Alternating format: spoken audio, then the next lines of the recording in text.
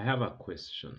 With the current happenings um, that are going on through the world, with the laying off of very many people from the IT field, and it is being touted as a result of AI.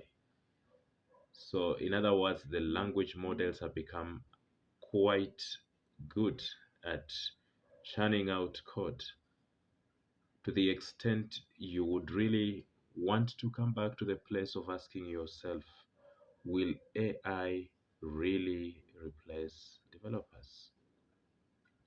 To be honest, I think that answer is not quite easy to say yes or no. But at least as of now, I can say not yet. I myself have been in a position to have interacted with many of these large language models.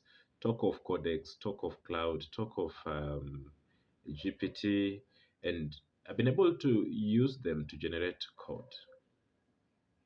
But one thing that I can be able to mention is that coming up with code and developing a system is not quite as easy as just throwing some words to the large language models and expecting an output that will be able to build a functional application. I know that as we are moving on and on and on and on, these large language models are getting better and better. But one thing I've always come to experience, especially during the times that I've tried to do this thing called vibe coding, you usually reach at that point where your model becomes sort of redundant. It reaches at a point where it's not able to solve a problem, and then you go into a loop of prompting and prompting and prompting, and the more you prompt, the more you continue getting in the dark. There are times when you are creating applications using these large language models, you reach at a place where by now you have to apply your own developer's thought towards implementation of whatever it is that is being implemented.